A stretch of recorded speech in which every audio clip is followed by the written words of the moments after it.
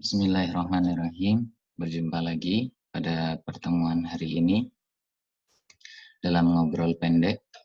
Pada kesempatan ini, coba kita eh, mengkaji, melihat sisi lain dari COVID-19 atau juga dikenal dengan Corona. Pada kesempatan ini, coba kita tengok ulang terkait wabah ini atau pandemi ini. Di sini ada beberapa hal yang perlu jadi pikiran atau perlu kita renungkan.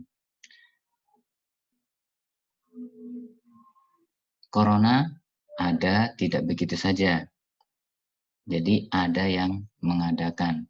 Banyak yang punya asumsi semacam ini. Pada awal-awal ada yang mengatakan ini adalah buatan Amerika. Oh, ini buatan dari Cina, atau walhasil disebut dengan perang biologis. Atau bahkan ada yang menggiringnya, menyebutnya dengan apa?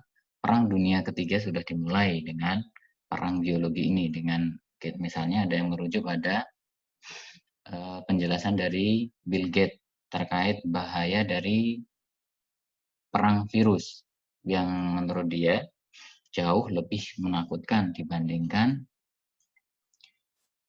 bahaya dari senjata nuklir sekalipun. Karena salah satu hal yang jadi pertimbangannya kenapa kok perang biologis atau perang yang salah satunya menggunakan virus itu jauh lebih berbahaya, karena dengan cara ini maka banyak yang akan kebingungan. Kenapa? Karena banyak negara yang belum memiliki kesiapan yang cukup untuk menghadapinya. Dan kita melihat kenyataannya, negara Italia bagaimana menghadapi virus COVID-19, negara Indonesia juga bagaimana, dan banyak sekali negara-negara yang sangat kebingungan untuk menyelesaikan atau untuk mengatasi wabah yang melanda seluruh dunia ini. Namun ada hal yang perlu kita perhatikan di sini adalah apa yang diharapkan, apa yang diinginkan oleh penggagas COVID-19. Penggagas COVID-19 yang penulis Ana pahami di sini adalah bukan semata-mata ingin membunuh manusia atau mengurangi manusia dengan COVID-19 itu sendiri. Tapi apa? COVID-19 merupakan sebuah alat saja, sebuah media saja, sebuah lonjakan atau batu loncatan untuk sebuah tujuan yang diinginkan. Apa yang diinginkan? Nah, di sini menurut hemat saya yang diinginkan adalah munculnya horor, munculnya ketakutan, munculnya rasa panik, munculnya ketidakpercayaan, munculnya goncangan ketidakstabilan yang dampaknya jelas sangat besar. Sampai sekarang banyak toko-toko kecil mengeluh. Toko-toko besar pun sama. Banyak orang yang di PHK, banyak orang yang tidak bisa kerja. Itu semua salah satu dampak dari COVID-19. Nah, di sini kita harus menyatakan agree and disagree. Apakah kita akan setuju dengan penggagas COVID-19 atau tidak? Mari kita baca Bismillahirrahmanirrahim. Kita tidak setuju. Kita tidak setuju dan tidak mengikuti apa yang diinginkan oleh penggagas atau pencipta COVID-19. Yaitu salah satunya membuat virus mental. Jadi bukan hanya virus yang menghajar kesehatan seseorang, manusia, tapi apa? COVID-19 itu lebih mengarah kepada virus mental yang menyerang mental manusia, menjadikan manusia ketakutan dan ketakutan, curiga, dan seterusnya. Ada bangsa pejuang yang mana dalam perang melawan COVID-19 dinyatakan sudah clear dari kasus-kasus COVID yang ada, semuanya selesai, tuntas, semuanya sembuh, yaitu Vietnam. Tidak ada yang mati sekalipun. Sementara kita lihat negara-negara lain ternyata mati-matian, tumbang, dan masih terseok-seok menghadapi pandemi ini. Kalau kita melihat apa yang dilakukan oleh negara Vietnam adalah gerakan bersama. Seperti ketika Vietnam diserang sama Amerika, dihajar sama Amerika, lalu apa? Banyaknya korban, banyaknya orang yang dibunuh, banyaknya orang yang diperkosa, banyaknya orang yang mati. Itu semua mereka lakukan demi perjuangan. Bangsa Vietnam adalah bangsa pejuang. Apakah kita tidak punya? Kita juga punya.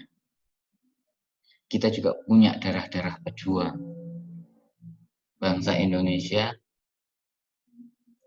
warga negara Indonesia sebelumnya juga berjuang dengan tetes darah terakhir untuk memerdekakan Indonesia, untuk membuat negara Indonesia menjadi negara yang merdeka dari para penjajah.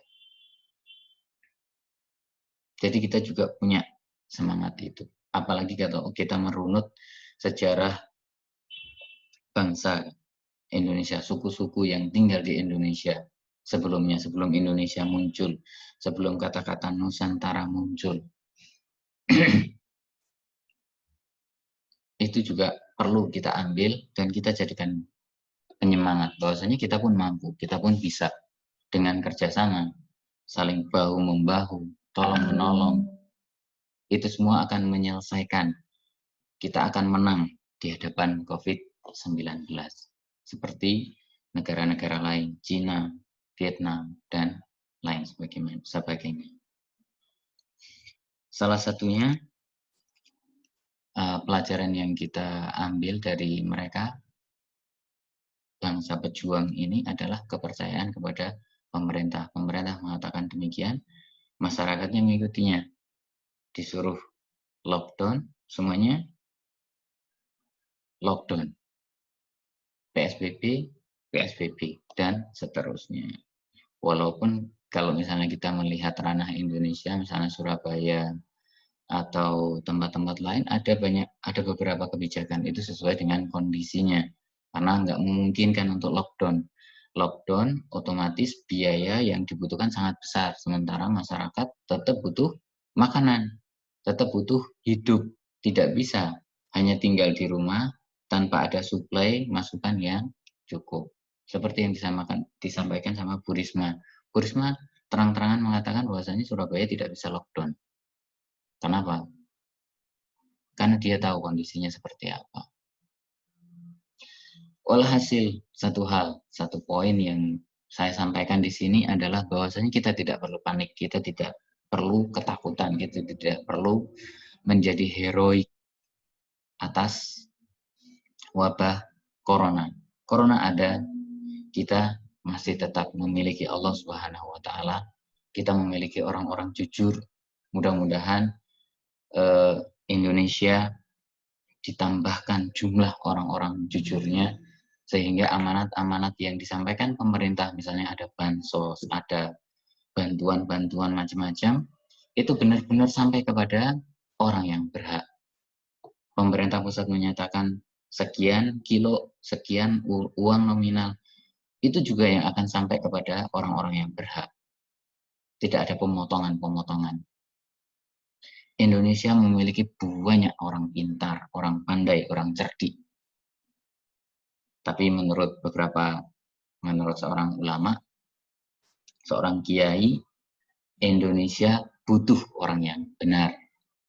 Lebih mudah mendidik orang yang benar menjadi orang pintar dibanding mendidik orang yang pintar menjadi orang yang benar.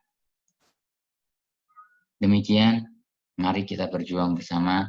Kita bisa, kita bisa, kita bisa. Kita harus percaya.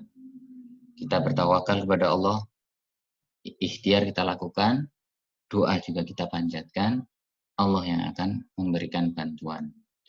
Billahi taufiq wal hidayah. Wassalamualaikum warahmatullahi wabarakatuh.